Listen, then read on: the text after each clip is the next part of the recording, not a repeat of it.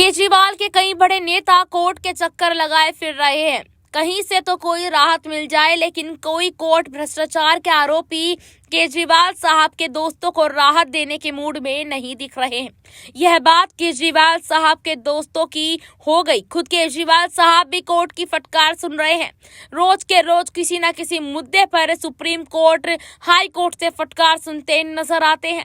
केजरीवाल और उनकी सरकार जो अपने चेहरे और काम के प्रचार प्रसार के लिए लाखों करोड़ों रुपए खर्च कर देती है, वहीं केजरीवाल सरकार राष्ट्रीय परियोजना के लिए पैसे देने में लगातार आनाकानी कर रही है, जिसके बाद एक बार फिर केजरीवाल सरकार पर सुप्रीम कोर्ट बुरी तरह से बिखर गया और यह सब कह गया जो शायद ही सुप्रीम कोर्ट ने अपने इतिहास में किसी सरकार को कहा होगा। क्या कुछ कहा सुप्रीम कोर्ट ने, आइए आपको बताते हैं इस रिपोर्ट में। Regional rapid transit system project के लिए फंडिंग में देरी को लेकर सुप्रीम कोर्ट ने एक बार फिर दिल्ली सरकार को फटकार लगाई। दिल्ली सरकार की ओर से कोर्ट के आदेश के मुताबिक पूरा पैसा नहीं दिए जाने की वजह से कोर्ट ने नाराजगी जताई और कई सख्त टिप्पणियां की। कोर्ट ने एक सप्ताह की मोहलत देते हुए अरविंद केजरीवाल सरकार को पैसा देने को कहा। Justice SK. कौल और एस. धुलिया की बेंच ने कहा, समस्या यह है कि जिसके लिए आप बाध्य हैं वह पैसा देने के लिए आपकी बाह भरोड़नी पड़ेगी। हम इसे बार बार नहीं कहेंगे, भुगतान करिए जो आपको करना है।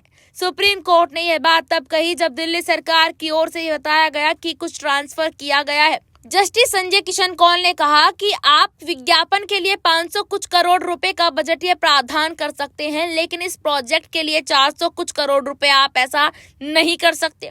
सुप्रीम कोर्ट ने पिछले सप्ताह दिल्ली सरकार के विज्ञापन बजट से आरआरटीएस प्रोजेक्ट के लिए पैसा ट्रांसफर करने का आदेश पारित किया था। हालांकि सर्वोच्च अदालत ने दिल्ली सरकार को एक सप्ताह की मोहलत देते हुए अपने आदेश के अमल पर रोक लगा दी थी। कोर्ट ने कहा, आंशिक अनुपालन का सवाल ही नहीं है, पूरी तरह पालन करना होगा। एनसीईआरटी की ओर से दायर याचिका पर सुनवाई के दौरान दिल्ली सरकार ने बेंच को बताया कि 415 करोड़ रुपए ट्रांसफर किए जा चुके हैं।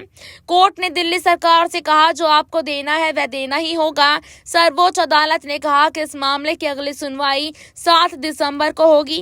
केजरीवाल जो बार बार केंद्र सरकार पर यह आरोप लगाती थी कि सरकार दिल्ली के विकास के लिए पैसा नहीं देती है, अब वह खुद दिल्ली की जनता के विकास के लिए पैसे देने से कतरा रही है। आखिर में क्या चक्कर है? केजरीवाल सरकार ने सरकारी खजानों पर भी हाथ साफ कर दिया, जो दिल्ली के विकास को रफ्तार देने वाली योजना के लिए भी पैसे नहीं निकाल पा रहे हैं। अरविंद केजरीवाल की मुसीबत कम होने का नाम नहीं ले रही है। एक तरफ से बचना का रास्ता खोजते हैं तो दूसरी तरफ फंस जाते हैं। ऐसा लग रहा है कि केजरीवाल और पूरी आप पर कोर्ट काल चल रहा है। लोगों पर राहुकाल चल रहा है, केजरीवाल पर कोर्ट काल चल रहा है, लेकिन इसमें गलती कोर्ट की भी नहीं है। केजरीवाल जहां राजनीतिक और चुनावी पर्यटन में जाते हैं, वहां ऐसा रायता फैलाकर आते हैं कि बाद में पार्टी को समेटना पड़ जाता है। पार्टी के भीतर ही कुछ लोग कह रहे हैं कि केजरीवाल साहब का नाम बदल कर रायतावाल रख देना चाहिए। दिल्ली से लेकर गुजरात तक की अदालत अभी तक केजरीवाल साहब को याद कर रही है। अब तो समुद्री राज्य गोवा की कोर्ट भी कह रही है कि आओ हमसे भी तो मिलो। आखिर क्यों? आइए आपको बताते हैं कि गोवा की कोर्ट ने केजरीवाल को क्यों याद किया। गोवा की एक अदालत ने आदर्श आचार संहिता के उल्लंघन के कथित मामले में आम आदमी पार्टी के संयोजक अरविंद केजरीवाल को समन जारी किया है। आम आदमी पार्टी की स्थानीय इकाई ने कहा कि उसे समन मिला है, लेकिन उसे दिल्ली के मुख्यमंत्री के खिलाफ आपराधिक मामले के विवरण की जानकारी नहीं है। अदालत के सूत्रों के अनुसार मामला लोक प्रतिनिधित्व अधिनियम और रिश्वतखोरी से संबंधित भारतीय दंड संहिता की धारा 171 के तहत दर्ज किया गया है। मापुसा में न्यायिक मजिस्ट्रेट प्रथम श्रेणी ने यह समन जारी किया।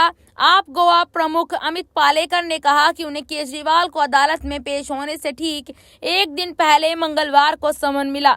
उन्होंने कहा, ऐसा लगता है कि आरोप पत्र 2018 में दायर किया गया था। हमें मामले की ज्यादा जानकारी नहीं पता है। पालेकर खुद पेशे से एक वकील भी हैं। उन्होंने कहा कि वह बुधवार को केजरीवाल की ओर से अदालत में पेश होंगे। उन्होंने कहा, हम दस्तावेज प्राप्त करेंगे और फिर इस पर निर्णय लेंगे कि कार्यवाही को उच्च न्यायालय में चुनौती दी जाए या नहीं। आपने 2017 और 2022 में गोवा विधानसभा चुनाव लड़ा। 2017 में उसे कोई सीट नहीं मिली, जबकि 2022 में उसने 2 सीटें जीती थी। केजरीवाल को ये समय ऐसे समय में आया जब उनकी पार्टी ने 2 दिन पहले ही अपनी स्थापना के 11 साल का जश्न मनाया। आम आदमी पार्टी के संयोजक अरविंद केजरीवाल ने रविवार को पार्टी के स्थापना दिवस के मौके पर पार्टी कार्यकर्ताओं को शुभकामनाएं दी और 11 साल में इसके एक राष्ट्रीय पार्टी बनाने के सफर को याद किया। केजरीवाल को दिल्ली के एलजी लगातार झटके पर झटके दिए जा रहे हैं। एक पहलवान ने भी इतना धोबी पछाड़ नहीं मारा होगा किसी को अपने पूरे जीवन काल में जितना एलजी साहब ने मारा है केजरीवाल को। केजरीवाल एक चाल चलते हैं, एलजी उसको निरस कर नहले पर दहला मार देते हैं। ऐसा नहीं है कि एलजी कोई निजी दुश्मनी निकाल रहे हैं एलजी से, बल्कि एलजी तो केजरीवाल को समझाते हैं ऐसा करके कि आप एक संवैधानिक प्रक्रिया से चुनकर दिल्ली के मुख्यमंत्री बने हैं तो कृपया कायदे में ही रहे। लेकिन केजरीवाल तो केजरीवाल है, वह कहाँ मानने वाले हैं तौर तरीके, वह तो बस एक धुन में चलते हैं जिसमें सिर्फ एक गाल बजाना ही जानते हैं। बस केजरीवाल को लगता है कि वह मुख्यमंत्री बन गए हैं तो जो मर्जी कर सकते हैं, उन्हें रोकने वाला कोई नहीं है। लेकिन दिल्ली के उपराज्यपाल विनय कुमार सक्सेना ने आम आदमी पार्टी सरकार की बनाई एक कमेटी को भंग कर दिया है। उपराज्यपाल ने अरविंद केजरीवाल सरकार द्वारा बनाई गई स्टैंडिंग कमेटी को भंग कर दिया है। राजनिवास की तरफ से बताया गया है कि एलजी ने आपराधिक केसों की जांच और उसके अभियोजन में गुणवत्ता सुनिश्चित किए जाने को लेकर यह फैसला लिया है। उपराज्यपाल की तरफ से कहा गया है कि यह स्टैंडिंग कमेटी साल 2014 के सुप्रीम कोर्ट के निर्देश का उल्लंघन है। एलजी कार्यालय की तरफ से नोट शेयर कर बताया गया है दिल्ली के एलजी वीके सक्सेना ने आम आदमी पार्टी सरकार द्वारा बनाई गई मौजूदा स्टैंडिंग कमेटी को भंग कर दिया ताकि क्रिमिनल केस और उनका अभियोजन गुणवत्ता पूर्वक किया जा सके। उपराज्यपाल ने इस बात पर गौर किया कि यह साल 2014 के सुप्रीम कोर्ट के निर्देश और केंद्र सरकार के दिशा निर्देशों का उल्लंघन है। मौजूदा स्टैंडिंग कमेटी के प्रमुख standing counselling Delhi high court थे और एडिशनल स्टैंडिंग काउंसिलिंग एक सदस्य के तौर पर थे। इसी के साथ उपराज्यपाल ने स्टैंडिंग कमेटी के लिए फिर से गठन को मंजूरी दी है। इसके अध्यक्ष के तौर पर additional chief secretary, principal secretary अध्यक्ष के तौर पर और प्रिंसिपल सेक्रेटरी डायरेक्टर और स्पेशल कमिश्नर ऑफ पुलिस सदस्यों के तौर पर होंगे। इस कमेटी को भंग किए जाने पर अभी दिल्ली सरकार की तरफ से कोई प्रतिक्रिया नहीं आई है। सक्सेना ने इस बात पर भी गौर किया कि मौजूदा कमेटी के बने रहने की कोई वजह नहीं है। इसके पूर्व अधिकारी ने भी इस पर आपत्ति जताई थी। दिल्ली के केजरीवाल को अभी सीखना पड़ेगा कि हठ योग से राजनीति नहीं होती है, बल्कि राजनीति के लिए कर्तव्य नीति लगती है। देश अपने आजादी का अमृत महोत्सव मना रहा है। हर दौर में एक ऐसा व्यक्ति राष्ट्र का नेतृत्व करता है जो कहीं ना कहीं देश को बेहतरी की तरफ ले जाता है। नेहरू से लेकर इंदिरा से होते हुए मोदी तक, आजादी के बाद और आजादी से पहले गांधी, यह वो नाम है जिसे देश हमेशा से उनके योगदान के लिए जानेगा। लेकिन विपक्ष ऐसा नहीं मानता। एक खास परिवार को लगता है कि जिन्होंने गांधी सर नाम हाईजैक किया हुआ है, इस देश में जो भी बेहतर हो रहा है उसमें सिर्फ एक खास परिवार का ही योगदान है, बाकी किसी का नहीं। यह देश एक खास परिवार की बपौती है, बाकी तो इस देश के लिए किसी ने कुछ किया ही नहीं है। एक खास परिवार को ही कुछ चमचों ने इस देश का मालिक मान लिया है और स्वामी भक्ति में लीन नेता उसके आगे कुछ नहीं सुनना चाहते। लेकिन देश के उपराष्ट्रपति ने उन लोगों को आईना दिखा दिया जिसके बाद उन्हें मिर्ची लग गई। उपराष्ट्रपति जगदीप धनखड़ ने महात्मा गांधी को पिछली 20वीं सदी का महापुरुष और प्रधानमंत्री नरेंद्र मोदी को वर्तमान 21वीं सदी का युग पुरुष कहा है। उपराष्ट्रपति के इस बयान पर राजनीति शुरू हो गई है। कांग्रेस से लेकर आम आदमी पार्टी के नेता सब तिलमिला गए हैं। एक तरफ जहां कांग्रेस ने उन पर निशाना साधा तो दूसरी तरफ आम आदमी पार्टी ने भी हमला बोला है। आप नेता और दिल्ली सरकार में मंत्री सौरभ भारद्वाज ने कहा कि जगदीप धनखड़ को बीजेपी ने उपराष्ट्रपति बनाया था। अब वह केवल बीजेपी की प्रशंसा करेंगे क्योंकि उन्होंने उन्हें उपराष्ट्रपति बनाया।